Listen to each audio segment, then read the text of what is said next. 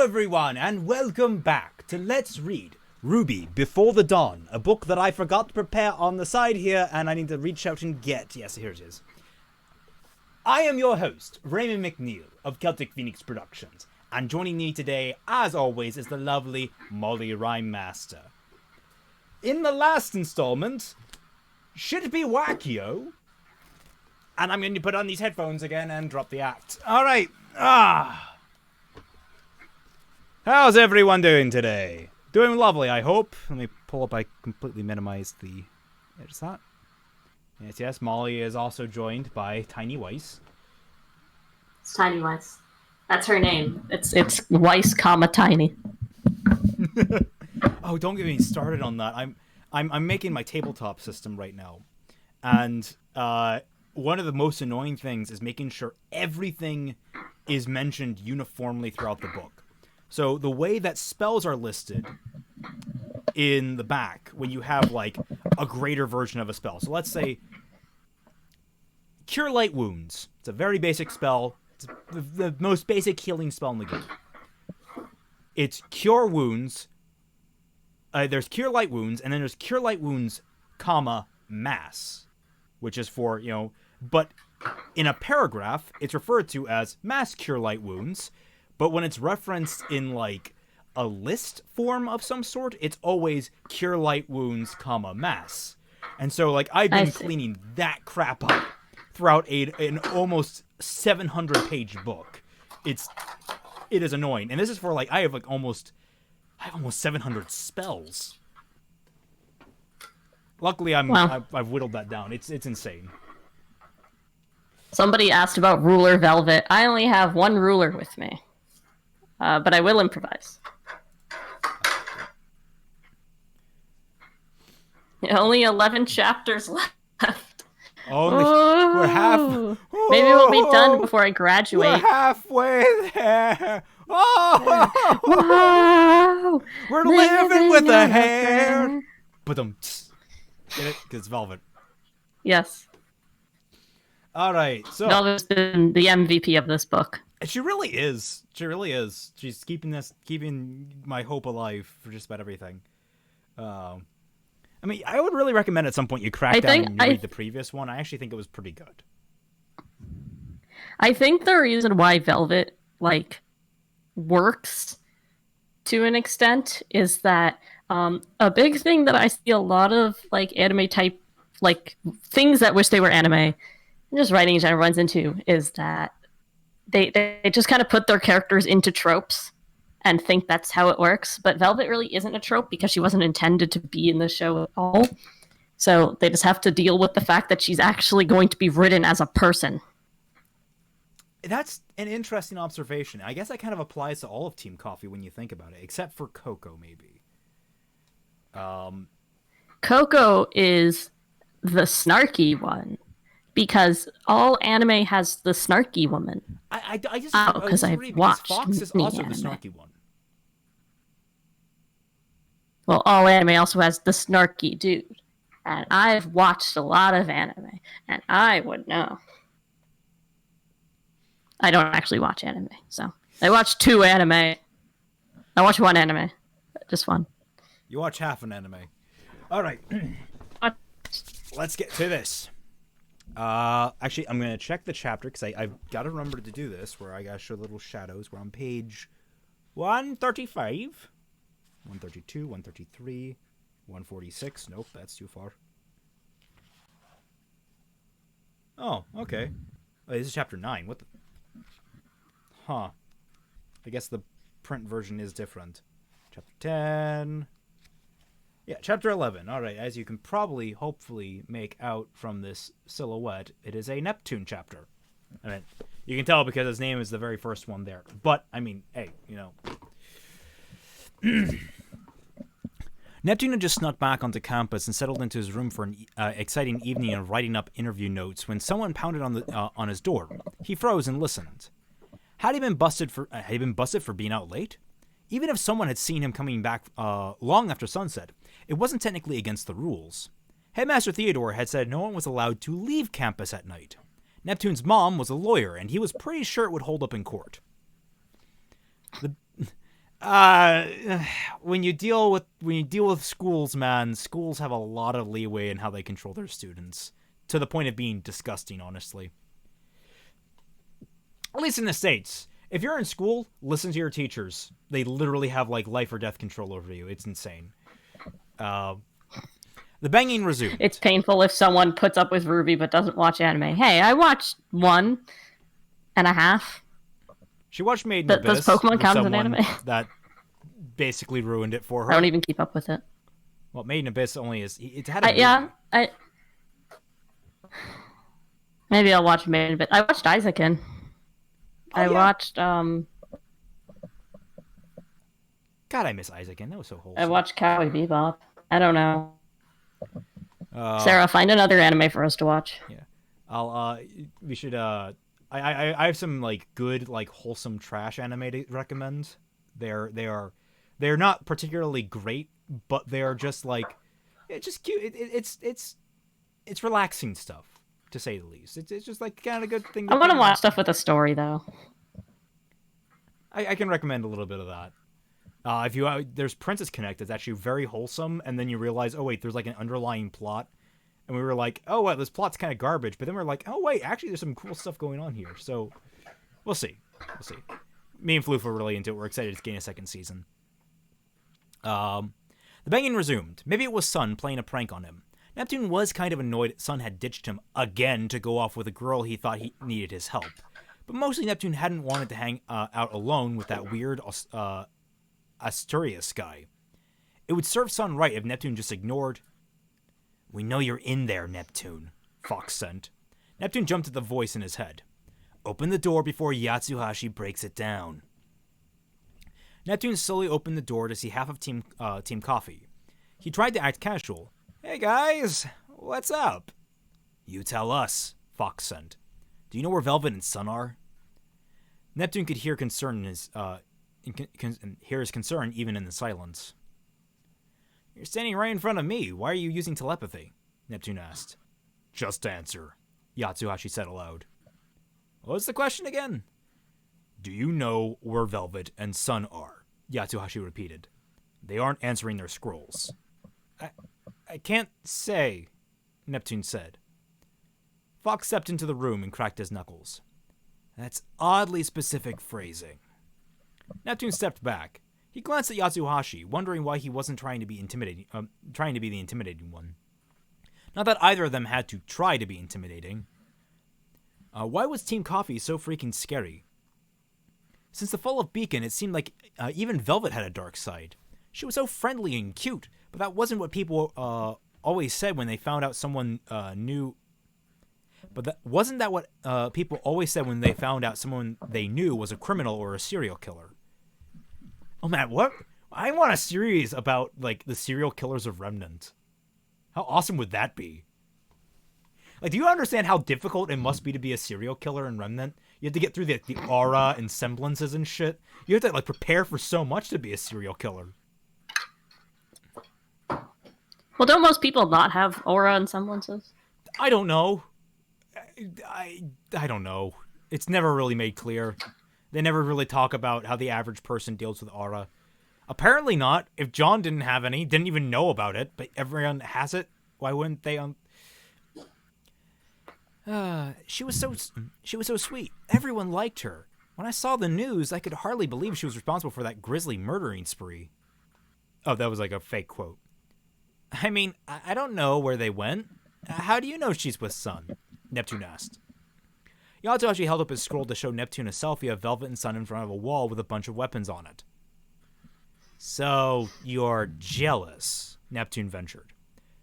I'm concerned. Sun is a bad influence, and that doesn't seem like a friendly place. Yatsuhashi ducked his head under the doorway and walked into the room. With him inside, the 100 square foot room, 100 square feet, that's, it's a 10 by 10. That's pretty, It's not terrible. Yeah, it's not a terrible size room. It's about the size of my study, I'm guessing. Actually, I think it's a little larger than my study. It's a pretty generous room for a dorm. I'm in like an 80 square foot room, maybe a little more.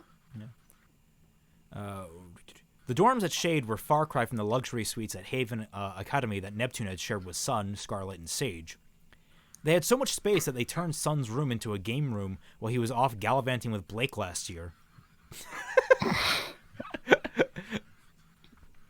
In Vacuo, luxury was the enemy. Sun had told him that one of the reasons the kingdom had been so... Guys, in Vacuo. Guys, Vacuo's tough. Yeah, okay, everyone, remember the drinking game. Take a hit. Had been so easy to exploit because the people had gotten lazy and soft. That attitude was in the distant past now, along with the king who let it happen.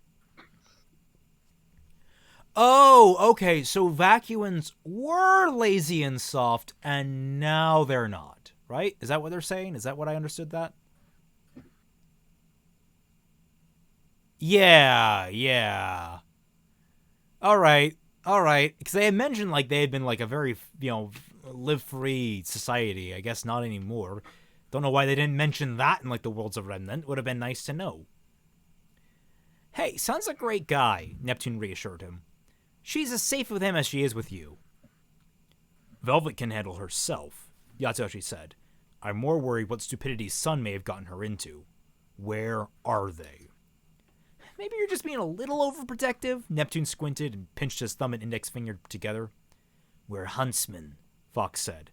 Overprotective is what we do. Don't tell that to your girlfriend, Fox. Huntsmen in training, Neptune said. We're fast learners, Fox said. Fox is also very impatient, Yatsuhashi said. He doesn't like to be kept waiting. Someone message? Okay, someone messaged me. Somebody didn't need that.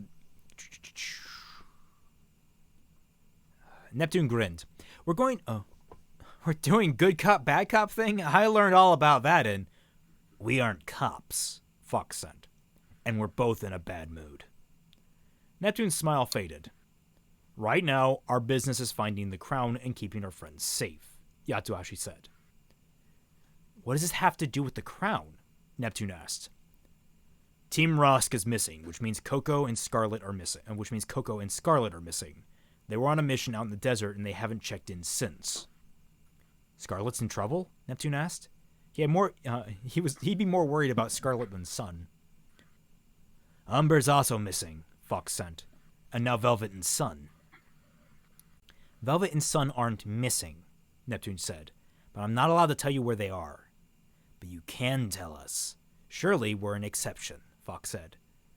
Sorry, Sun said not to tell anyone. If I break his trust, he'll be really upset. Sun isn't here, Yatsuhashi said. Sure, but when he gets back, he'll be really upset. Fox stepped towards Neptune again, crowding him in the corner between his desk and his overstuffed bookcase. He meant Sun isn't here to stop us, Fox said. And we're upset now. Stop you from what? Neptune reached for his weapon, but the room was way too small to use effectively, and Yatsuhashi and Fox didn't need weapons to fight him. We have ways of making you talk, Fox said. Whoa, you said that a bit loud, Neptune tilted his head. Somehow that made it creepier. Good, Fox smiled. You think you can take me? Neptune said. Bring it! He assumed his battle stance and accidentally knocked an action figure off his bookshelf. Oh no, he has one of those back things too for YouTubers. Oh no, flashback time. Your turn. Oh man, did they hear our conversation about like the background things for YouTubers? No, I don't think they did. We were talking about how every YouTuber has like a background thing. I technically have enough. Filled with consumer goods. Guys, look at my Funko Pops. Look at my video game. Oh god, I feel. No, I'm not gonna mention that on stream. But like. Anyway. Yeah. Let's see. I guess I'll take the flashback. It seems like it's all dramatic.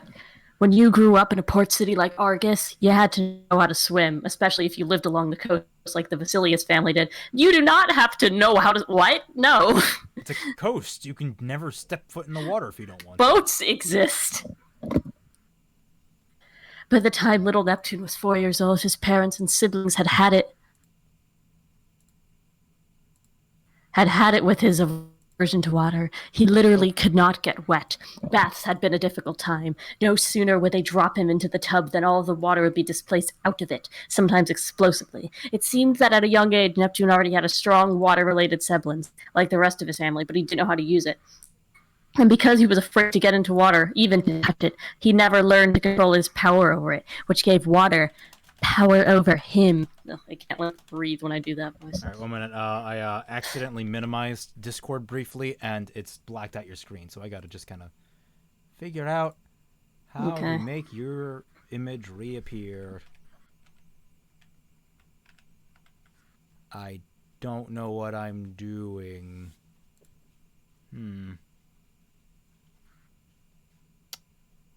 Okay. Ah, there we go. Okay. Please continue. The flashback is so bad, screen black.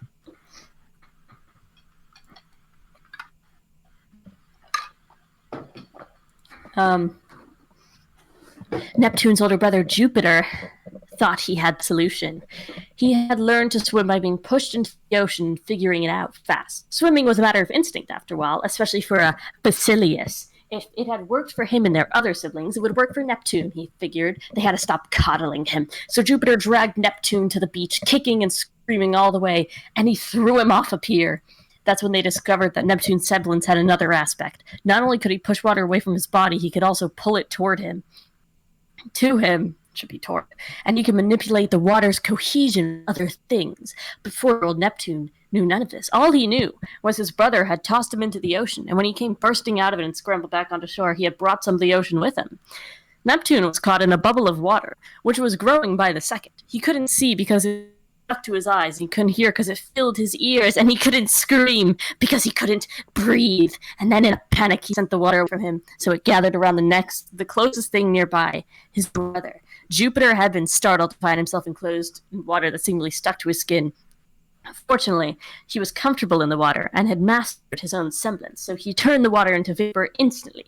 Then he had comforted his brother, who had thought he'd nearly killed him, but the damage was already done. Neptune wanted nothing to do with water, and he lived in constant fear that he would accidentally touch it, becoming unable to shake it off. He certainly did not want to swim. Neptune's parents brought him goggles just to get him to go outside, and eventually the Vasilius family was forced to move further inland. As a student at Haven Academy, under close supervision from his professors, Neptune gradually came to terms with the semblance, which he called water attraction. Well, it's lame. Once he made contact with water, he could force it to adhere to other people or objects. It was a useful talent for a huntsman, as long as enough water was around. Before he could manipulate water in this fashion, he had to touch it and draw it to himself to change the molecules. This is literally how water bending works. Okay. Only then could he propel and control it over a short distance or propel himself at great speeds in the water. As far as Neptune was concerned, it was not worth the trouble. It sounds incredibly useful. Also, let's come up with some better names for this.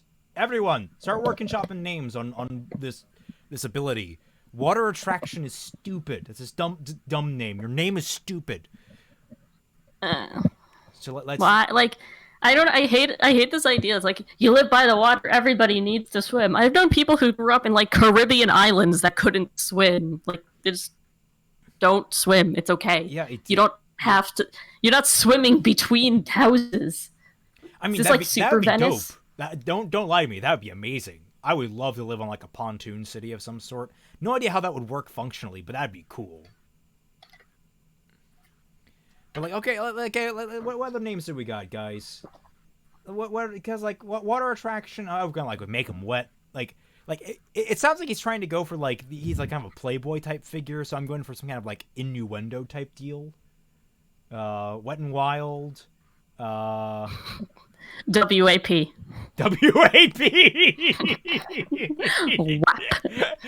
Wet ass pigeon. And thus it is cemented. From now on, Neptune's semblance is known as WAP. Go forth, my children, and spread this far and wide. Let it be known forever and now on, that Neptune's semblance is WAP. Tag Miles Whap. and Carrie. Tag Miles, Carrie, Kiersey, and Eddie. They need to know that Neptune's semblance is WAP. Actually, for Whap. legal reasons and because I'm not a prick, please do not tag these people unless you have a genuine good faith interest in talking with them or whatever. Don't annoy them. Don't harass them. Please. I've already gotten yelled at by Eddie once for stupid reasons. I don't want to repeat that.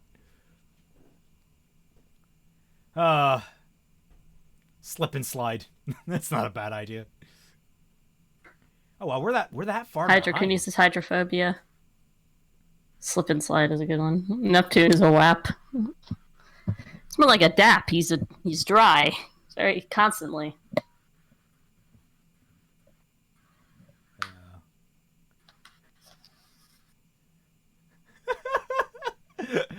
All right, we're finally caught up with that. All right, good. Let's go. It turned out that Yatsuhashi and Fox could take Neptune all right. Out to the courtyard in the plaza, where Yatsuhashi proceeded to dangle him over the water fountain. Slowly, he started to lower Neptune into it. Neptune's face inched closer and closer to the burbling water. He squeezed his eyes shut against the spray of the fountain. He screamed. Great, now I'm deaf too, Fox sent. This isn't cool, guys! Neptune talked fast. You're better than this! Just tell us where Sun took Velvet and this It's such a shitty thing to do. Fox sent. My friend did this with his cat. He had a big fluffy gray cat that was adorable named Tully. And no lie, I don't know why he did this. I asked him. But he held her over a boiling pot of water and I'm like, dude, why? He's a Who is this? My best friend. And I'm like he's genuinely one of the nicest people I've ever known, but sometimes just sporadic things happen where he just does random crap. Like, this is one of the worst ones he's done, but since that moment, the cat has liked no one but him and his wife. Literally, it has the opposite effect. Like, it has some kind of weird Stockholm syndrome on the cat. Yeah. This was admittedly back when he was, like, being stupid in college, but, like, still. He's the guy that... Simp and slide. He's the guy that when he got too drunk, he turned British. It was weird. He has a very... One day I'm gonna get too drunk. What? You're freezing out. What's up? Well, Molly's dead. How's everyone else doing? Drunk. Oh man. You cut out there. What was it? Cutting out again. Damn it. All right, there we go. I think we stabilized with you. Or maybe not. I'm just gonna. There we go. Yeah, I'm just gonna continue reading. Well. Or did you have? What was your comment? Mine? No, I'm saying I'm connecting to a mobile hotspot. Ah, that might fix it. But you what were you saying about what you want to get so drunk that you plank? That I turned scouse. Yeah, that'd be entertaining. But it's weird because like it's just because the way he speaks, he has a very languid speech pattern already, and so like when he gets drunk, he slows down even more, and so it kind of drags like a pompous British speaking. Very weird. That was also the night he vomited in his wife's hair. The downside of sleeping in the same bed. Where were we? Just tell me where Sun took Velvet and this can all end. Neptune twisted around trying to get away from the water. Easy, I'm going to drop you if you keep that up, Yatashi said. Fox, this is really bothering him. That means it's working, Fox sent. Maybe this is too mean. Yatashi lifted Neptune up about a foot. Yes, way too mean, Neptune said. Come on, Yatsuhashi. You're too soft, Fox sent. Better too soft than a bully. Yatsuhashi swung Neptune away from the fountain. Fox sighed. Thank you. You're great. You are merciful, Neptune blabbered. Yatsushi dropped him onto the hard cobblestones. Ow! Neptune scrambled into a sitting position. He was still trembling all over, and he didn't trust himself to stand. Yatsushi crouched next to him. I'm sorry, he said. We went too far with that one. We shouldn't have been so insensitive about your fear of water and used it against you. You didn't have to spell that out, but okay. Fox snorted. It's okay. You think RWBY fans have enough empathy to understand why that was wrong, Raymond? Fair. It's okay, Neptune said. But I'm not afraid of water. You're not? Yatsushi asked. Then what's your deal?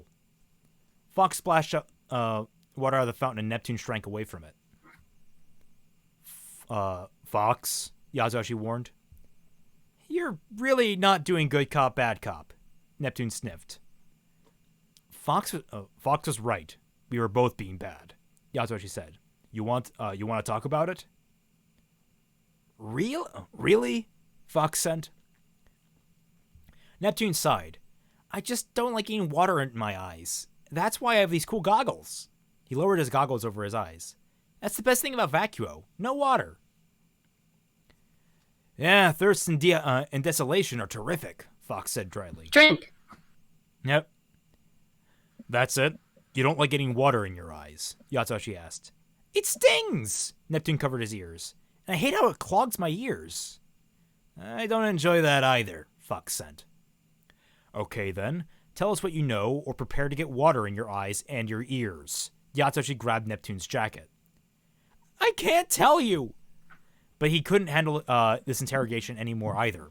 Neptune thought fast, pulling out his scroll and dropping it onto the ground between Fox and Yatsuhashi as if it were an accident. Oops. Yatsuhashi let go of Neptune's jacket and scooped up the scroll. He tried to hand it back to Neptune. Ooh, anime as art. Just an idea from Chivalry of a Failed Knight. If Neptune can manipulate water away and to him, shouldn't in theory be able to control humans? Yes. We call that bloodbending. Well, I think no, because he has to touch the water first. Well, he'd only be able to manipulate humans if he somehow, got them in touch with blood that was fresh coming out of the wound. Maybe. Or tears or sweat.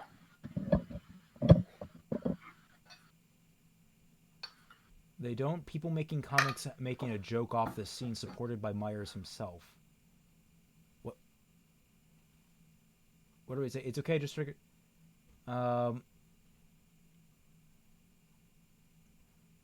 Jack, can you link me that? I don't know if I have linking permissions in the thing. If not, tweet me it on Twitter. I would love to see that. I don't know what scene you're talking about, but I would love to see it.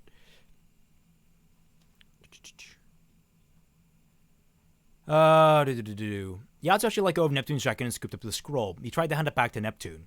Didn't he understand? Oh no, Neptune said, pretending to be scared. Please don't look at my private text messages. Yatsuhashi knitted his brow together in confusion. From my dear friend Sun, Neptune hissed. Yatsuhashi glanced up for a moment at the night sky. Then he said, Oh. He yanked the scroll back and started thumbing through the apps. Soon Yatsuhashi tossed the scroll into Neptune's lap and turned to Fox. I knew Sun was a bad influence, he said. They went to a club called Mirage. Let's go, Fox said. For the record, I didn't tell you that, Neptune said. And you searched my scroll without a warrant. You aren't going anywhere. It's you. Oh yeah. I was so used to there just be not being anyone. Yeah. You aren't going anywhere. Just then, Professor Rumpel strode into the courtyard. Crap, Fox said. What's going on here? She demanded to know. What was all that screaming about? Yatsuhashi glanced at Neptune. Your fault, Neptune said. Yatsuhashi took a deep breath and seemed to make a decision. Professor, he said, we think the Crown is holding some shade students at a club called Mirage. We're going there now to rescue them. Rumpel scowled as if she had no concern for Velvet or Sun at all. Her voice was eerily quiet and cold. You are doing no such thing, and anyone who has defied the headmaster's orders is no longer a student at this academy. They didn't technically sneak out, Neptune said. If they simply didn't return before curfew. Professor Rumple glared at him. But hey, you make the rules, Neptune said. Yatsuhashi stepped forward to try again. Professor Rumple, Velvet's in trouble. With the grim problem on the edge of the city, you need every huntsman on deck. I'm sure you can't afford to divert resources to this, and you don't have to. You've shown enormous trust in our abilities to handle ourselves on the missions, and none of our abilities have changed. Fox jumped in. You can't both train us to fight for what's right, and then prevent us from doing so just because their stakes are higher. We need to find our friends. Professor Rumple raised an eyebrow, considering. You make good points. We fought the worst the world can throw at us and survived, Fox said. But that point didn't strengthen the argument. You haven't fought the worst. You haven't seen anything yet. Rumple said, grimacing. Osmond and Goodwish place too much trust in their students. Yeah, no kidding. Let's have a 17-year-old save the world. They put everything on the line, and you weren't up to the task. What makes you think you can defeat the crown? Or what comes next? Yatashi was undeterred. We still have to try, he said. We can't just hide here and wait for them to come for us, Neptune added.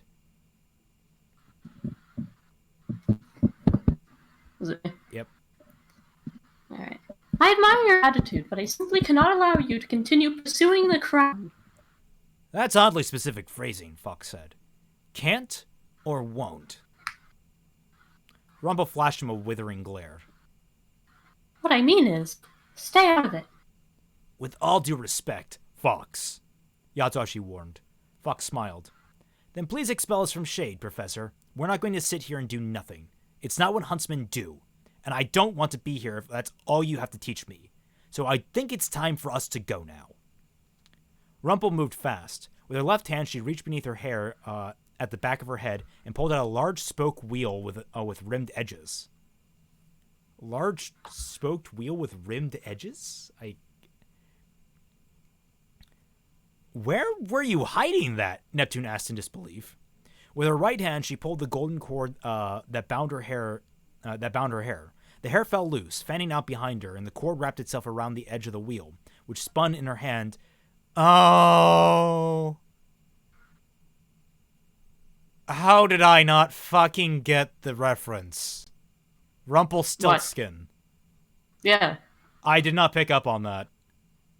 Why didn't I pick up on that? I just didn't expect anyone to be named Rumple. Well, eggs on my face for not realizing that. Though using a fucking, threading wheel as a fucking weapon, that's a little unique. Then Can Neptune control a woman if the woman has a WAP? That is a good question. That is a very good question. Then she drew her left hand back and tossed it, the wheel like a discus, towards them while holding onto the cord. The spinning wheel zoomed towards Neptune, Yatsuhashi, and Fox. Then it wrapped the cord around the trio, binding them together, arms pressed tightly to their sides. Rumple. You were saying? Rumple said. Yatsuhashi grunted and strained at their binding, tightening them even more. Neptune gasped. Yatsuhashi, stop! Can't breathe! What just happened? Fox said. She's been carrying some kind of wheel on her back, Neptune returned, and she wrapped the cord around it, then spun it towards us, tying us up. I can't believe she's been carrying that thing around all this time, Yatsuhashi said. Rumple's wheel returned to her. I'm disappointed. If this is the best you can do, then maybe we should expel you. You certainly don't belong here. Fox was cheerful since he knew the way out. He flicked his wrist, and the binding came loose at once. Arm blades for the win, he said. Nice try, Professor. He ran towards her, and she fled. Are we really doing this? Neptune asked. Yatsuhashi followed Fox. Something's not right. Why is Rumple fighting us? Fox nodded. You know the rules at Shade. The strong survive. Normally she would never fight us to keep us here. She just let us leave. No, we need to figure out what's going on and get to Theodore. There has to be a reason she's holding us back. I guess we're doing this. Neptune joined the chase, all too conscious of the water from a fountain nearby. Only as a last resort, he thought. As a last resort. As a last resort. Metal clanged against metal as Fox splashed. Why would there be a fountain in the middle of a desert pyramid? Just seems like a weird choice. I mean, I guess you'd think that water being a precious resource out there would be a little more sparingly used. No. Tiny Weiss, tell us the answer. She doesn't speak. Oh. Oh. Did she make like little squeaking noises? Yeah, kind of like a hamster. I think it's just Weiss's voice, but like higher. A metal clanged against metal as Fox slashed at Rumpel, and she blocked his tonfa with her wheel, using it alternatively. Wait, guys, remember Volume 4, Weiss crying? My favorite scene in the volume. I am used in the fixing Volume 4, where it's like, well, Weiss goes and have a nice cry, and when the cry is nice and goodly had. I don't know why I always amused myself with that phrasing. I liked it. As long as the voice acting would be better this time around. What? As long as the cry voice acting would be better this time around. I'd probably ask for a couple of takes. Yeah. I was watching a lot of Shadbase at the time I wrote that line. Not Shadiversity, not Shadbase. Fuck, that's a completely different person. Don't clip that. Oh god, I feel bad for Shad having chose that name. He is going to get associated with the wrong type of people for the rest of his life. Oh god. Hello, it's me, Tiny Weiss. I am just a normal Weiss, but smaller, and I want to be like my big sister. Oh my god, do you think they're going to make a Tiny Winter? Oh, I guess I would have to get a Tiny Winter. Metal clanged against metal as Fox slashed at Rumpel, and she blocked his tonfa with her wheel, using it alternatively as a shield and as a weapon. She pushed it towards him, smacking him in the face and knocking him backwards. Then in the same motion spun around and hurled the wheel at Yatsuhashi. Yatsuhashi drew his sword and deflected the disc, which bounced off the fountain and went flying back to Rumpel. She held up what remained of her golden cord to catch the edge of the wheel and whipped it back towards Yatsuhashi. He ducked as it passed over his head, but he wasn't able to stop the cord from wrapping around his neck. Rumpel pulled on it, and he struggled, his face turning red. Yatsuhashi sliced the cord with fulcrum and caught his breath. Neptune drew tryhard and transformed the gun into a trident. He jabbed at Rumpel, activating the yellow dust to shock her. The electricity arced over the gold lining of her coat harmlessly. She jumped out of the way as Fox slashed at her, dropping and sweeping her leg to trip him up.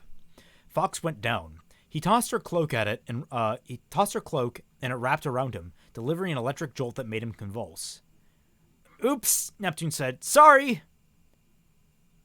I can do this all night, Rumpel said furiously. But I'll make a deal with you. You can leave if you defeat me in battle, or if you get my name. They're just doing it. Oh my fucking god, you gotta be kidding me. That's not how you reference... Goddamn.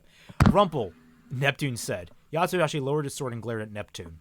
Rumpel rolled her eyes. My first name. Neptune looked over at her and traded blows with Yatsuhashi. She was strong, but she was small and nimble, and she kept getting jabs in with her wheel and blocking his sword. Her golden cord was coiled at his waist. Fox pulled the cloak off his head, and the golden lining caught the light. I better name has something to do with gold, Neptune sent. Aurora! Aurora! Fox called. Nope. Nope. Yep. Rumpel grinned. Goldie! Yatsuhashi shouted. Goldie. Rumpel laughed. She tossed her wheel vertically towards Yatsuhashi. It rolled towards him. Oh, what if her name's like Frank? I'm Frank Rumpel, and I have a very unfortunate name. It rolled towards him. Like, it's such a weird thing to do. I get it in the fairy tale, but like, what if I was just like, chat, guess my last name. Don't actually guess my last name. But, like... It's Rhyme Master. It's Rhyme Master. On the internet, that's legally my last name. Oh, Lord. Yeah, Wember, it was a Freudian slip.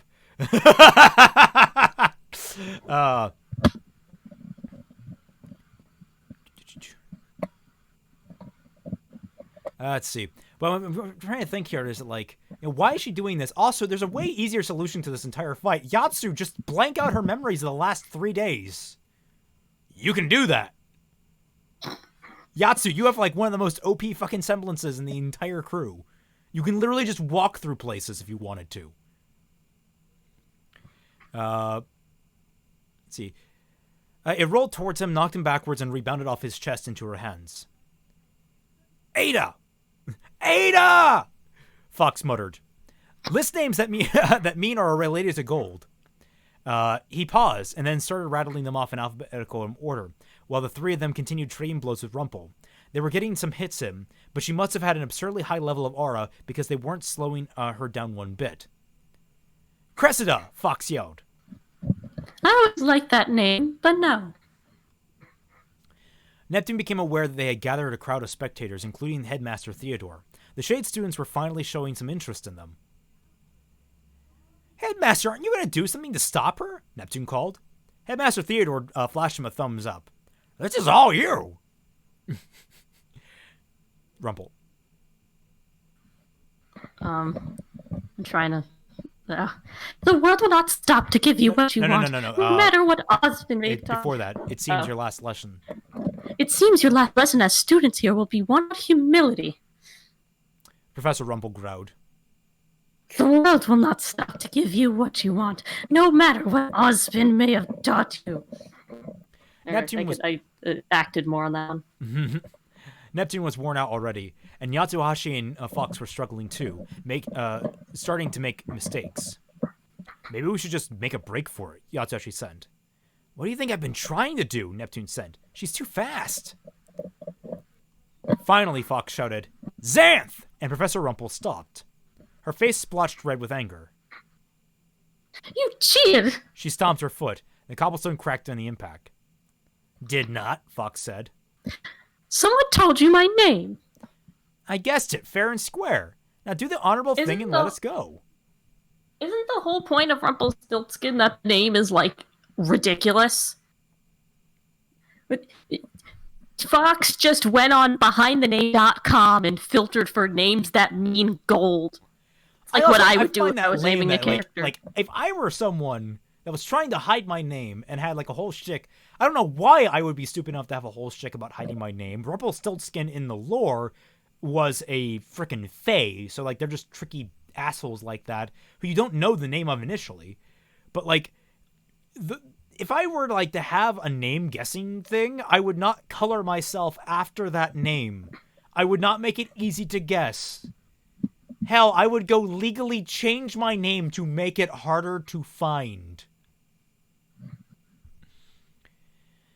As in my original name. I make my original name harder to find legally. Yeah. Like, she's a public figure. Go on Wikipedia. Yeah. I guess it fair and square. Now do the honorable thing and let us go. Rumpel's shoulders slumped. She seemed to give up. Fine. You can go. As Fox walked past her warily, the crowd of students and teachers clapped. Xanth! Headmaster Theodore shook his head. I never would have guessed that. As Neptune walked by Professor Rumpel, he nodded. Thanks. Thanks. Don't thank me. Yet, she said, her eyes narrowed. She grabbed his arm and her eyes flashed gold. Neptune felt his arm stiffen and grow heavy. Suddenly, he couldn't move. The spectators gasped and fell silent. Fox stopped walking. What happened? What's wrong with Neptune? I'm okay, Neptune managed out. I think. His arm was covered in gold. No, it was gold. At least the sleeve of his jacket was. In fact, so was the whole jacket. Was that why it felt so heavy? She turned him into gold, Yatsuhashi said in disbelief. My clothes, anyway, Neptune said. Neptune suddenly lurched backwards as someone picked him up. We're going. Yatsuhashi said. Yatsuhashi, put me down, Neptune said. I don't like this. Fight's not over, Rumple said. She swung her wheel towards Yatsuhashi, but he blocked it with Neptune. Metal clanged. Neptune felt the shock of the impact. Fox dove back into battle. Put me down, Neptune said. Yatsuhashi threw Neptune towards Rumple. Not what I meant, Neptune called. All right, this fight's getting awesome. Rumple took the full force of the blow and went down for the first time. Good. Then Neptune's left glove turned to gold. Not so good. Neptune yelled, Don't let her touch me anymore! Yatsuhashi darted forward, but instead of striking Rumple with his sword, he placed his hand on her forehead. Was he feeling for a fever? Was he healing her somehow? Neptune couldn't make sense of what he was seeing. I'm sorry, Yatsuhashi whispered. Rumple's eyes glazed over, and then she collapsed. Somehow, that seemed to rouse Headmaster Theodore from his admiration of the fight. Enough! His voice mumbled. This battle's over! Sure, because we beat her, Fox muttered. Yatsuhashi righted Neptune. Thanks for the assist. What did you do to her? Neptune asked. What I had to do, Yatsuhashi said sadly. Headmaster Theodore knelt at Rumple's side. He watched her, worried, until her eyes fluttered. She bolted upright. Theo, where am I? What happened? She looked at Neptune. Did I do that to you? Neptune had never been so glad to hear the professor's voice. Yep, now, can you undo it? Sorry, my semblance doesn't work that way. It almost sounded like she wanted to help. Rumple looked at her hand. Some deeds can never be undone. This is my favorite jacket, Neptune said. You can still sell it and buy 100 more of them now, Fox said. Everyone please to your rooms. Theodore raised a jeweled hand and turned to Rumple. Let's get you out of here. A jeweled hand? Did she turn his hands gold? Can Neptune take off his clothes? Like what degree of gold are we talking here?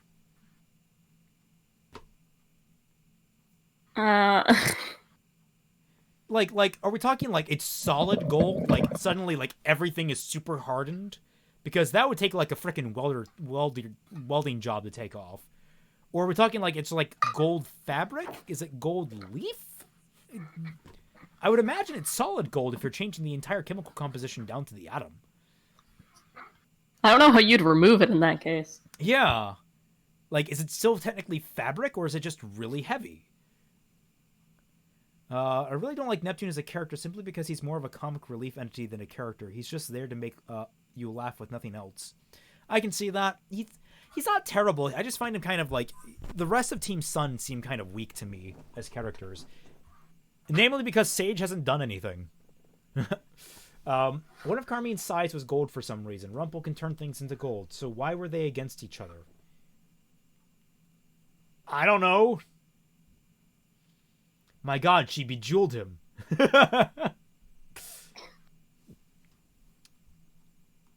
Let's see. This is a break, but let me see. Oh no, you can see the giant red mark on my head from taking off my hat. That's why I don't wear hats. I've always find like they're just uncomfortable. All right, I'll just take the rest of this section, and we can just swap out later.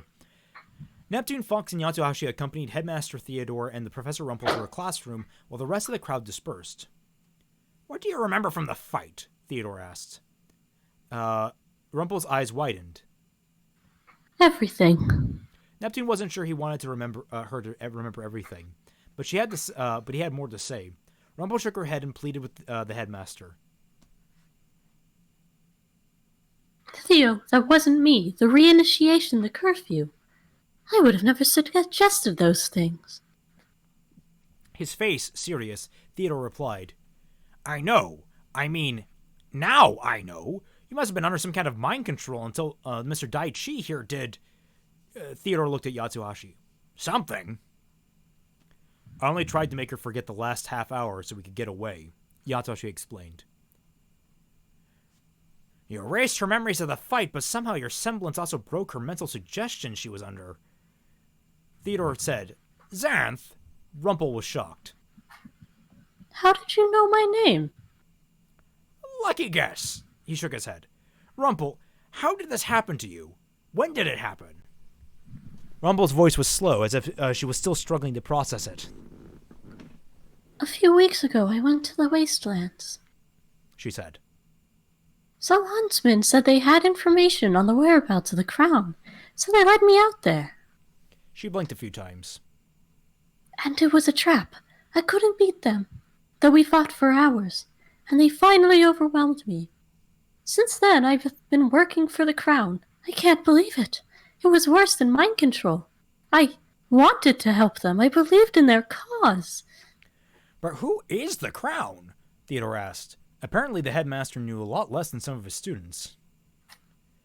Rumple said. Oh, God, I don't know for sure. That structuring of like Whatever. Rumple said, then the comma, Yeah. it's annoying.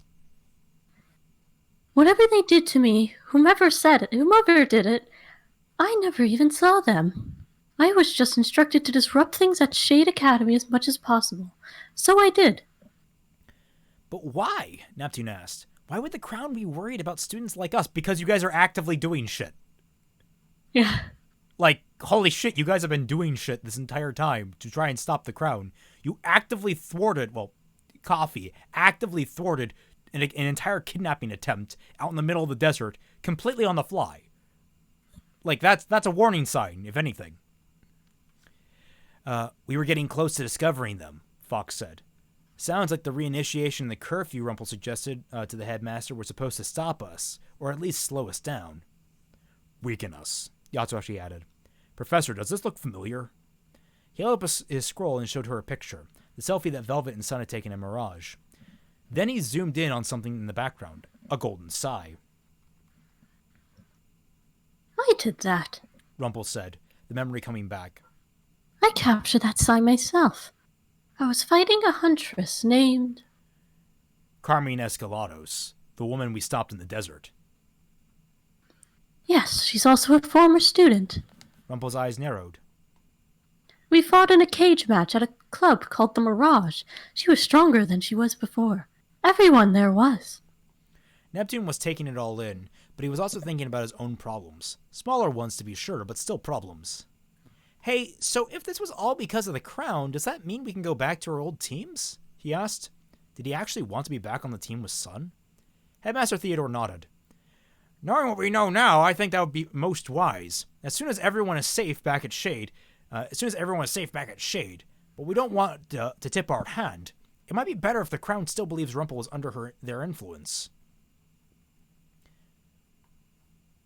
So I was looking at chat. Students are missing. Rumple asked, distressed. Because of me. That's why we were fighting, Yatsushi said. It turns out Velvet and Sun are at the Mirage. He looked meaningful of Neptune. It just took some encouraging for the whole story to come out. Team Rask is missing too. They were on a mission in the wasteland, Fox added. Then they're in danger. Rumple said in an agitated voice. There's a crown base out there. I'll go. If they think I'm still working with them, they'll let me pass. You're in no condition to fight, Theodore said. I'll gather the huntsmen. Rumple grabbed his arm. No, we can't trust them. Many of them have been compromised. Professors, then? Like me. Rumple shook her head. There's no telling who else they've subverted. Then who can we trust? Everyone pan over to the heroes! Wow. Theodore roared. Clearly the stress was getting to him. Yatsushi raised his hand. Send us, Fox said without even waiting to be recognized. Absolutely not, Theodore said. I'll go. Yatsushi turned towards the desert. The crown is obviously planning something. And if they realize that Professor Rumple isn't under their control anymore, they might try something drastic. They might attack the school. So we have to go now and get our friends back. And then we'll be ready for whatever they try next. Rumple nodded, meeting Theodore's gaze. They can do this. My objections about them earlier. That wasn't me. It was the crown's doing. Theodore looked each of them over. and then he nodded grudgingly. You wouldn't be here otherwise, but you'll stay in contact and you won't take any stupid chances. I'll take some of the students to the wastelands, Fox said. And we'll go to the Mirage, Neptune said. We'll bring back Sun and Velvet. Just one thing first, Neptune said. What's that? Can I go back to my room and change? This gold jacket is really cramping my style. And my arms. Alright, so right, that was... one chapter all the way. I was actually a pretty good chapter. Because I haven't eaten today. Well, I mean, I ate a little. Yeah, so I'm actually decently impressed with that chapter. I don't like the brainwashing aspect of it. Brainwashing is one of those things in literature you have to be very strategic about. It's kind of like time travel in the regards that it can be very easily abused and very easily create plot holes. Like, I'm hoping, I don't think it's going to happen. The twist is that she's still evil and she's just made up mind control as bullshit. I want that would be a great twist, that she's still on the evil team and she's been on the evil team the entire... I would love the twist to be that she's the leader of the Crown. That would be great. Because that's what we thought. Not evil anymore. I just want to be loved. Evil again. Sun is the worst punching bag. Neptune is a joke. Scarlet is an asshole without good reason. And Sage is literally nothing. Really fleshing out Team Sin, Myers. Didn't Jack fall down and break his crown? Oh.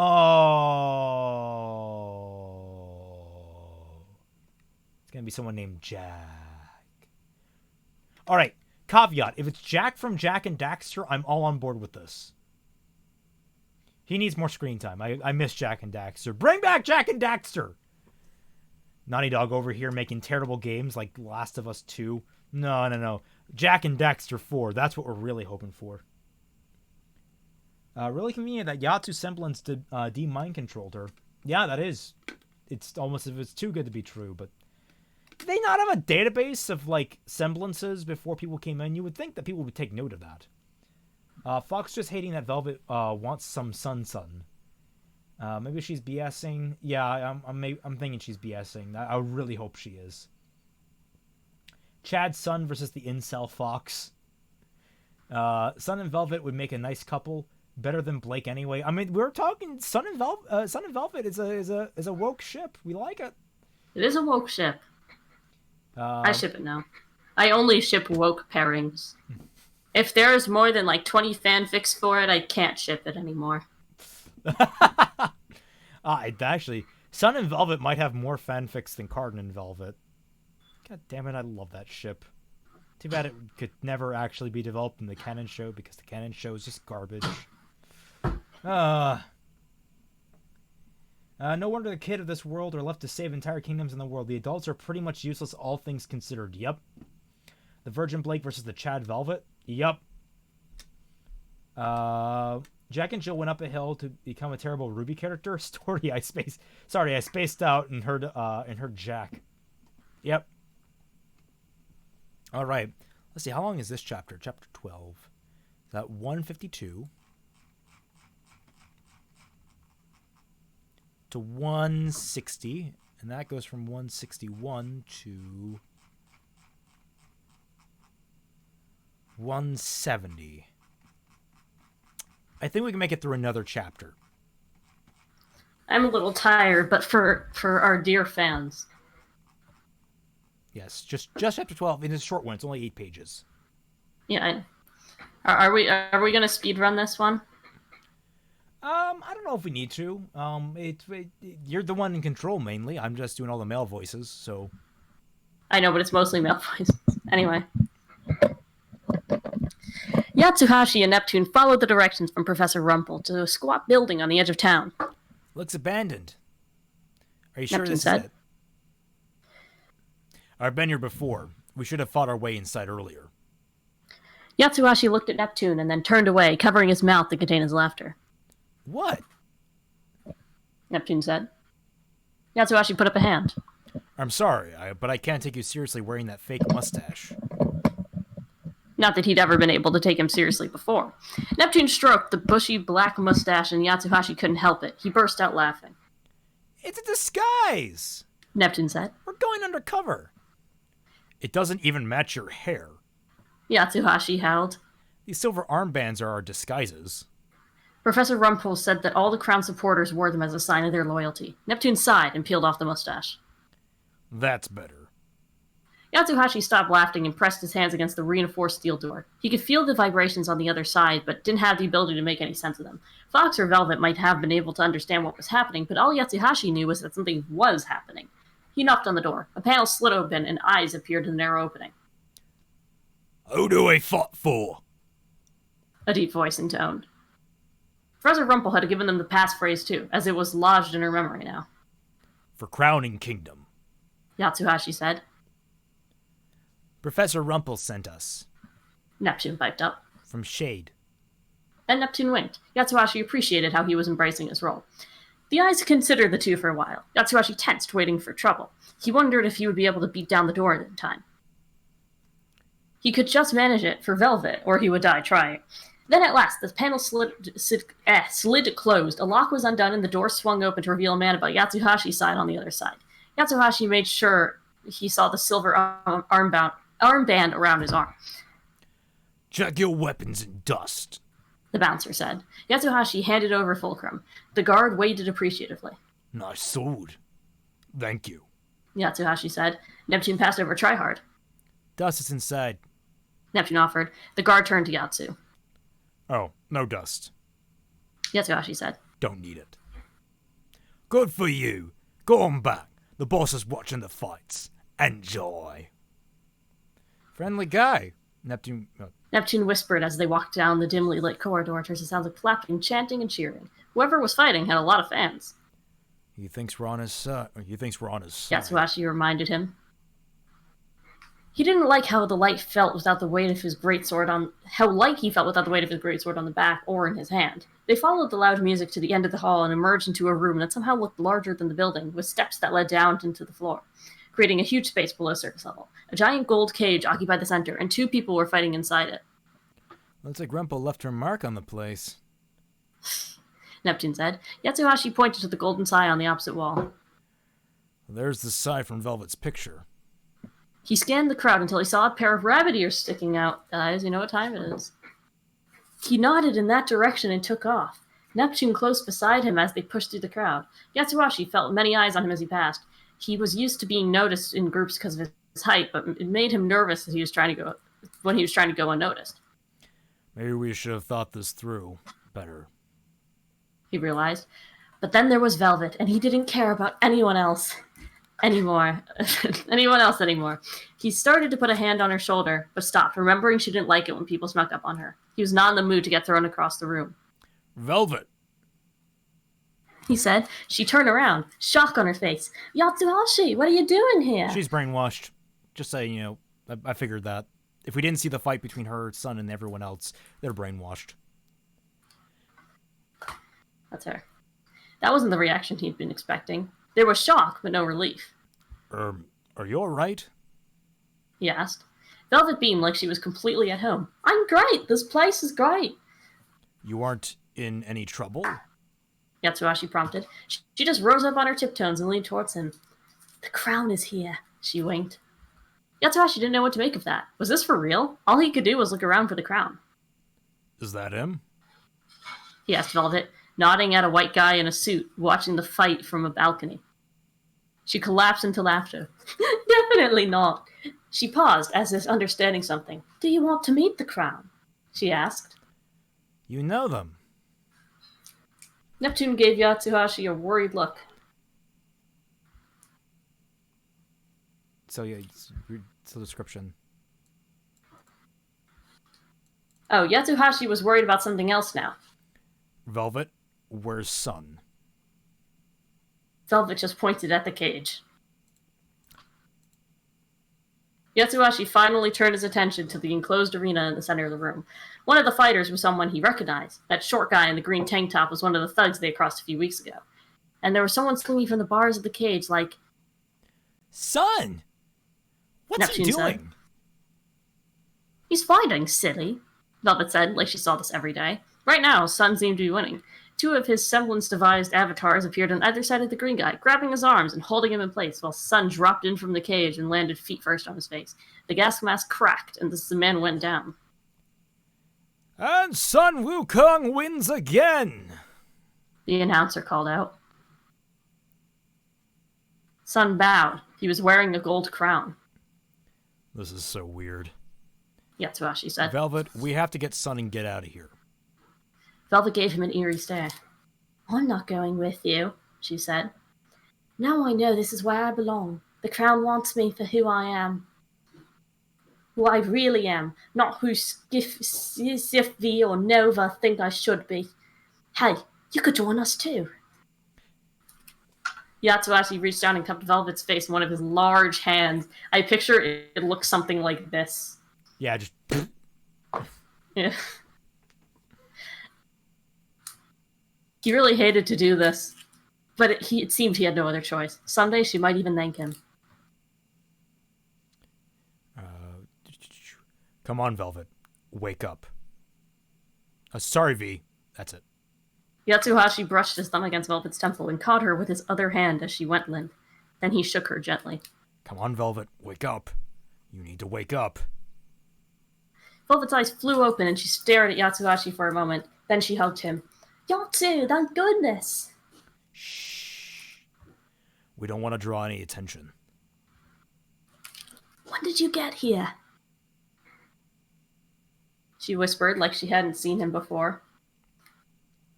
Just now, I erased a few seconds of your memory, which somehow breaks the crown's mental control. Do you know what the crown looks like? Is he here? Yatsuhashi asked urgently. I can't. Velvet started to look around. She was still confused by the gap in her memory.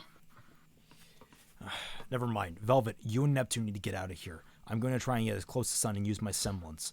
I'm assuming he's under the crown's control too. Velvet grabbed Yatsuhashi's arm. We were captured together, and Uma's here too. We have to save her. Yatsuhashi sighed. Okay. No one gets left behind. But you two get ready to go. He glanced at Neptune. Don't wait for me.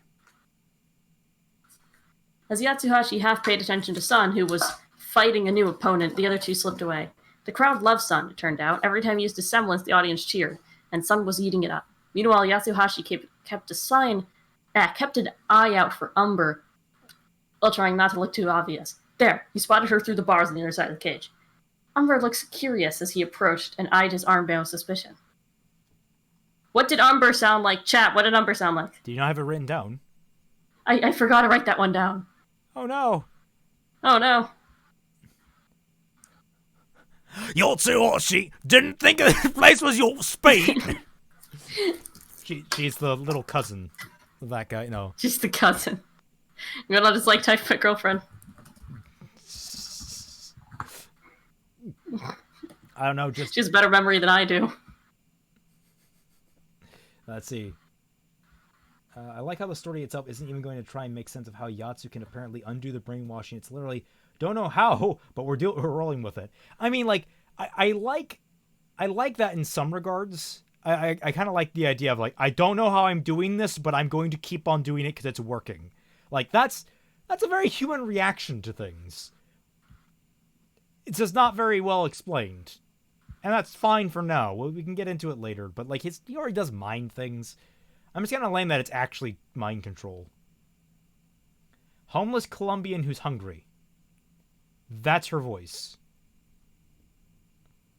Apparently.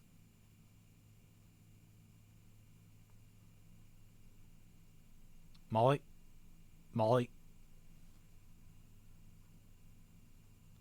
I think Molly's frozen. Oh. There you are. Did you hear me? Umbral is the homeless Colombian who's hungry. I don't know what that sounds like.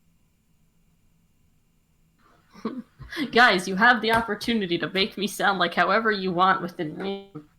Why would you want her to sound like a homeless Colombian who's hungry? I don't even know what that does sound like.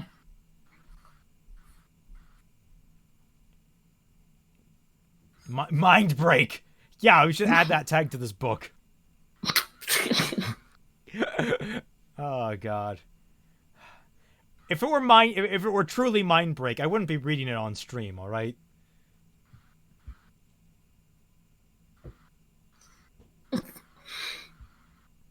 I'm sorry. That was just a random. Those just random words. Figured as much. We need like a random accent generate. All right, let's just go with. Have you done a southern one yet? No, Yatsu didn't think this place was your speed. I don't have time for this. Are you working for the crown? He asked. Of course not. I'm just here to enjoy the fighting. Yatsuhashi nodded. You've got something on your cheek. He reached for her face, but she knocked his arm away with her wrist. Yatsuhashi frowned. I don't like doing this, but I'm trying to help. Hey, Umber called security. Over here, this guy is harassing me. No! Yatsuhashi groaned. He tried one more time to reach her forehead, but when she deflected him this time, he grabbed her wrist with his other hand. He didn't actually need to touch her head or use his semblance, but it made it a little easier. He concentrated on erasing the last few seconds from her memory, and that seemed to be enough to break whatever control people were under. Umber blinked and became unsteady, but he held her up. She saw him holding her wrist. Yatsuhashi, where do you come from? This place doesn't seem your speed. It's time to go, Umber. He said. Go, but you just got here. She lowered her glasses and looked him in the eyes. Stay a while. I guess that works. She was like very casual. Yatsuhashi couldn't move. His limbs felt like stone. Umber had an amazing semblance. Too bad she was using it to serve the crown of her own accord. Looks like we have a new challenger. Slap that hand. Just open slap the that cage. hand. Suddenly, a couple of goons picked Yatsuhashi up and carried him to Umber. As Umber backed. Oh, you're just taking it now? I didn't mean to. I was. It's okay. I got distracted. Suddenly, a couple of goons picked Yatsuhashi up and carried him as Umber backed up into the cage. They rotated him as she kept her eyes on his. That's a big guy. The announcer's voice boomed. Do we think he can beat our reigning champion? Spectators booed. Tough crowd. Umber backed herself out of the cage and slammed the door shut before she tilted her mirrored glasses back down. You're gonna make a good addition to the team, she said. Hey Yatsu. Hey Yatsuhashi. Welcome to the Monkey Son House. Yatsuhashi turned. He was so tired. Using his semblance was draining, since he rarely used it at all, and it took incredible focus to use it carefully. That and the fight with the Rumpole were leaving him vulnerable. I can't say that word. Vulnerable. He probably wouldn't last long in the ring if it came down to that. Hey son, under the crown's mind control. Yatsuhashi asked. Mind control? What are you talking about? He seemed the same as ever. Yatsuhashi nodded. I don't want to hurt you, so I apologize in advance. The two of them circled each other. Don't worry, I can handle myself. Sun said. I know you can, but I want you to think about the team this time. Yatsuhashi cracked his neck where he got started. My neck is sore. I shouldn't have done that. I'm my own team. Sun closed his eyes and was joined by two growing duplicates of himself. Perfect. Yatsuhashi thought. I hope this works. He looked at each of them in turn. If you remember what I'm saying in a minute, I want you to get out of here with Velvet and Neptune. They'll explain everything. Don't wait. Don't try to save me. Oh, we got another one from Ray Del Muertos. Hey, Celtic, if you have a chance to write a book canon to the RWBYverse, what team would you focus on and what would they do? I'm asking for a friend. I would focus on my own team. I would create, because I've had a premise for a RWBY novel for quite a while, and in fact have a long-running idea of how to actually fix the series' issues without having to stop the series. I've talked about it before, but, you know, I have like kind of a soft reboot idea. It's kind of complicated. It'd take a couple of installments to get up off the ground, but it's a very fun one. I'm actually very excited about it. If I ever got a chance to do it, I doubt I ever will. But the team I have in mind is Team Prism. And I know that's kind of a generic name, but it's actually 5 team members, and they're not quite huntsmen. It's an interesting premise. I don't want to go into it because I don't want people stealing the idea. But thanks for the super chat. I hope that answered your question thoroughly enough. I don't want to disappoint you with that. Where were we? Ruby ain't worth it. Thanks, Jack. Hey, eyes, over here. Hey, eyes over here. Sun said, pointing at his face. These guys are just extensions of my consciousness. Which is a thing a normal person would say, anyway. Yeah. I'd hope you'd say that. That's very convenient he said that. Yatsuhashi rushed for Sun. Sun leaped out of the way while one of his clones slipped behind Yatsuhashi's knees and the other one pushed him, making Yatsuhashi tumble backwards. Yatsuhashi rolled away from them in time as Sun came crashing down where he'd been standing. Yatsu punched one duplicate and kicked another, causing him to scatter out of the way. He and Sun fought hand-to-hand for a while, roving all around the cage while Sun's duplicates taunted him and got their own hits in. Yatsuhashi pounded the ground hard enough to shake Sun and his duplicates off their feet, creating a big crack in the floor. Then he reached around and grabbed for Sun, holding on tight to his tail. He spun Sun around and around, focusing his semblance on erasing the last few seconds of memory. Sun finally picked up speed. Oh! Well, my head is spinning. Sorry, I had to. Finally, Yatsuhashi let go, and he crashed into the door of the cage, which burst open, sending him sprawling into the ground. Velvet and Neptune ran to his side. Yatsuhashi saw something shiny on the floor as Sun stumbled to his feet. He picked it up. It was the crown Sun had been wearing. When Yatsuhashi put it on his head, the crowd grew quiet. So, who's next? Yatsuhashi asked. Then someone started clapping. Yatsuhashi looked up and saw the announcer grinning and leading the applause. An excellent show! You've earned an audience with the crowd. I'd rather quit while I'm ahead. Yatsuhashi said. Smells like fish outside when you're like fish cakes. It's probably good. No one quits in vacuo. We have a very special treatment for our final fight of the evening. Yatsuhashi flicked his eyes towards the crown. Sun had recovered, and he was slipping towards the exit with Velvet and Neptune. They would need a distraction if they were going to escape unnoticed. And if they didn't go unnoticed, well, Yatsuhashi was glad to see Velvet somehow still had Anesidora with her. I'm so good at this, guys. They'd be fine. He turned his attention back to the bang-up door of the cage as a familiar huntress stepped inside. Great. Yatsu muttered. It was Carmine Escalados. She tossed her bright red Every time hair you say her back name, you in need to strum a guitar. What? You need to do like the Mexican guitar sting every time you say Hold her on. name. Oh, are you actually getting a guitar? No, that's not a good chord. I don't know. It's like da-da-dun. I don't know how to. No. Yeah. It's a little too tiny, I think. Is that a ukulele? Yeah, that is a ukulele. I think it's a little too high pitched for the Mexican chord. Yeah, that's it. That's it. It was Carmine Escalados. She tossed her bright red hair back and grinned, her sigh floating just over her right shoulder. That hardly She seems fair. Yatsuhashi said, his eye up on her weapon. If you wanted fair, you should have stayed out of vacuo. She shot back, aggressively. Carmine strode towards him. Yatsuhashi backed up, using his own semblance and sending Sun out of the cage. Had pushed his aura to a new low. He wanted to throw in the towel, but he had to give everybody a good show. I don't want to hurt you, Yatsuhashi said quietly. His concern was wasted on Carmine. As F, Carmine retorted. Wow, Like giving how her the voice Valley just Girl doesn't voice was match the perfect. guitar. What? Giving her the Valley Girl voice was perfect. Yeah. Carmine retorted. She swung her leg towards him, and the heel of her shoe sliced Yatsuhashi's chest, shattering his aura. Her shoes had blades on them. Of course they did. Yatsu hit the floor. He should probably get up. He needed to get up, but that last kick had done him in. He watched as the blood poured from the wound. He wasn't sure he could actually move.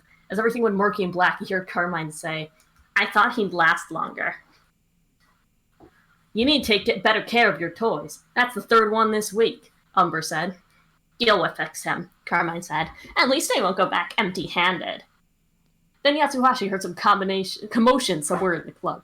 gunfire and shouting that sounded far away. The lights went out, but he wasn't sure if it was the club's lights or his vision. People screamed. That had to be friends fighting out, but he'd done everything he... And thus ends Yatsuhashi. He's dead, folks. Nothing to see here. Woo! I'm glad I finally found a good voice for Carmine. Yeah, it's a good one. It's a good one. All right. Well, we're about at the end of the stream. Let's see what the chat has to say. I know it's supposed to be more of a quick altercation, but come on, Myers. Sun is fast and agile. Being able to make clones with Yatsu is, while Yatsu is sturdy, slow, and powerful. You could work with that. Oh my god, Carmine is the new Team Rocket or something? Carson, I was thinking, C-Emp, which doesn't mean anything, but technically everyone but Mercury is a simp in that team. Mercury is the Chad of learning, of the Chad of the learn. Mercury isn't no simp. While I'm sure he wants to bang Emerald, because who doesn't in this show, has standards at least.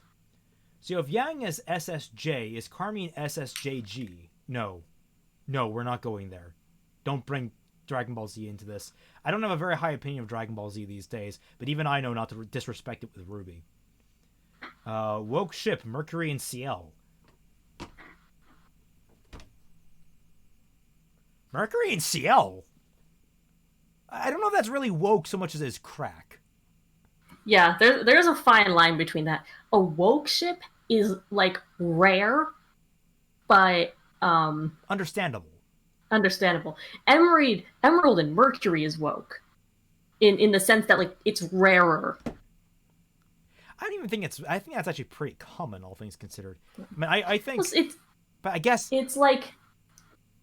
I guess Emerald and Cinder is actually much more common than Emerald and Mercury at this rate.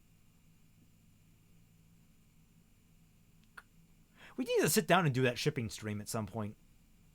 We really should.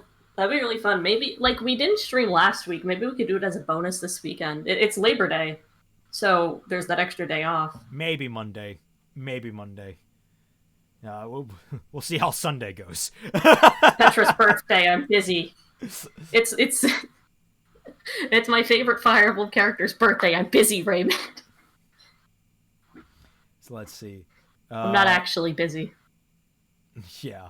Ryan Carson is so CLX. To be fair, mind control power could have been worse. It could have been bestowed a power boost like Bobbity with Majin. No, I think it does.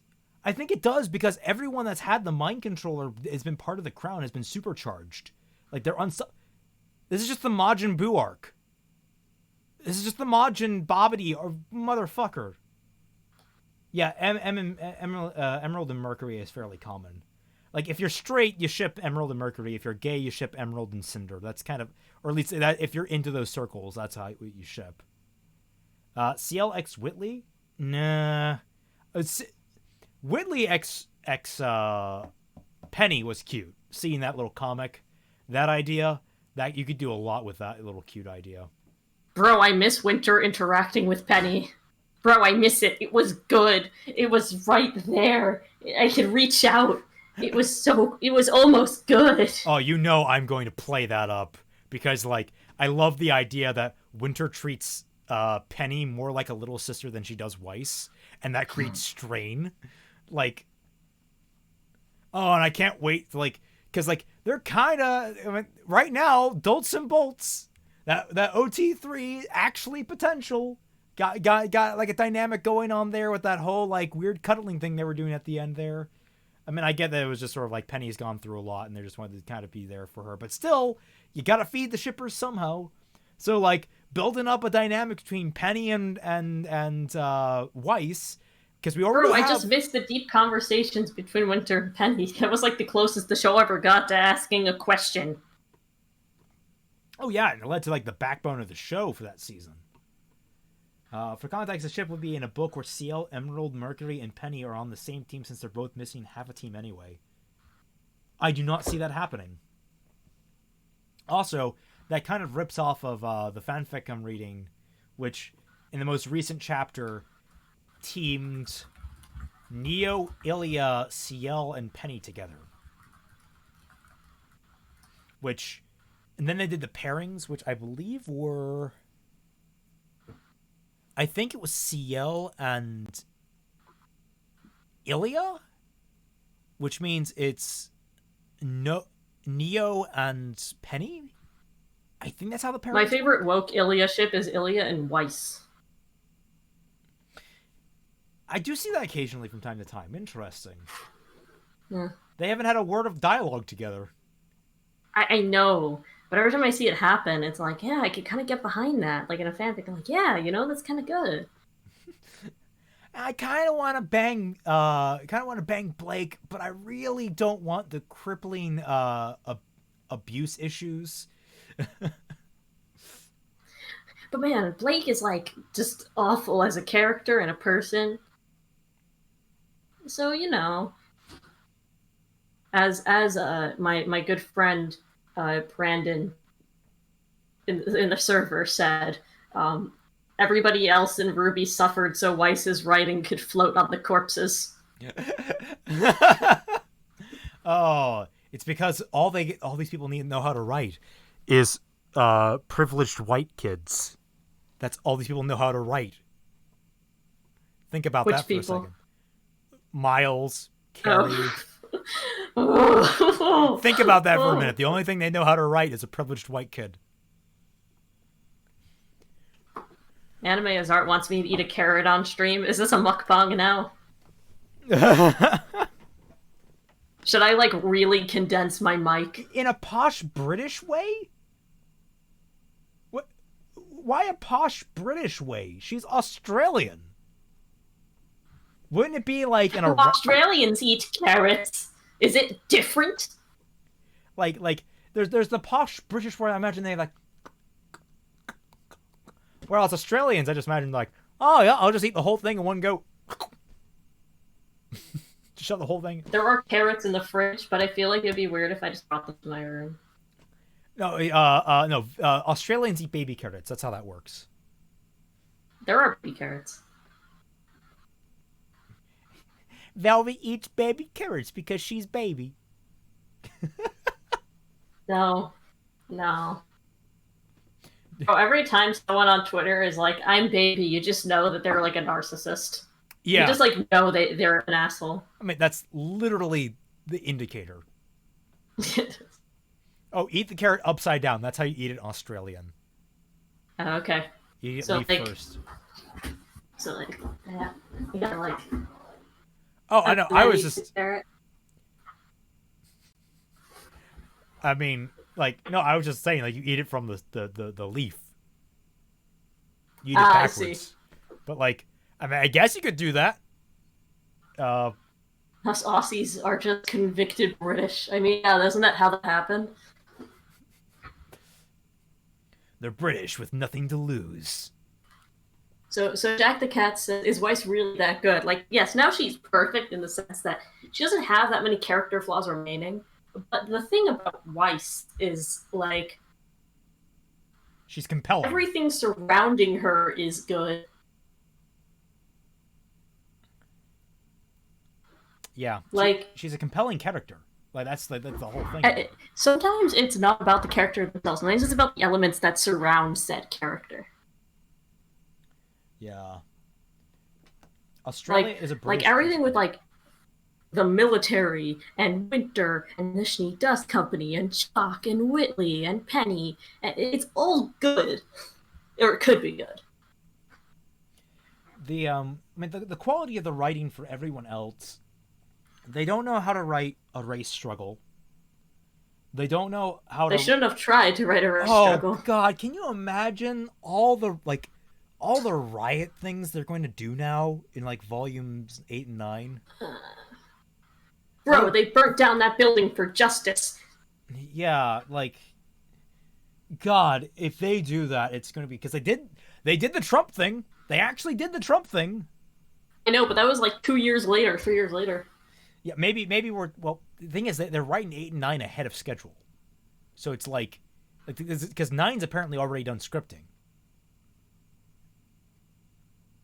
So I'm not entirely sure how that's going to play out. Yeah, Blake's racism subplot thrown out the window. Yang's PTSD hasn't been relevant in like since the middle of volume 6.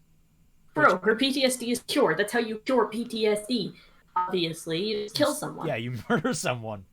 God, if only it were that easy. Uh, Yeah, in fact, if you're like a soldier, you can only get PTSD if you have an odd kill count. oh lord. As a psychologist, I can confirm. It's not like, murdering someone might also be like compounding trauma. Nothing like that. No.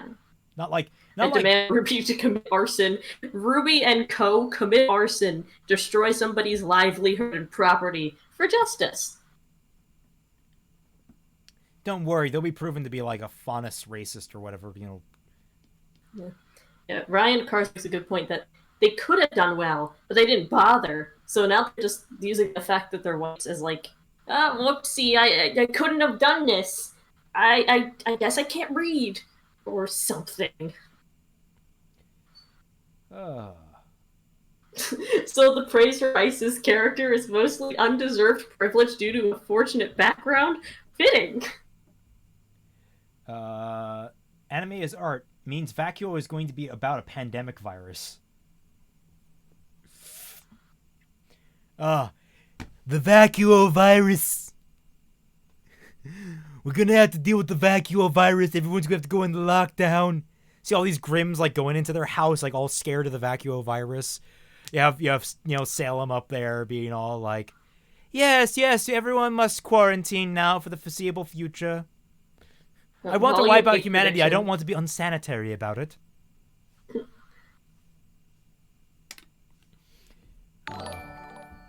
Volume 8 predictions. Well, I make the same prediction every year, which is that Witcher will finally die, and I've been on this for the past 6 years. Oh my god, 5 years?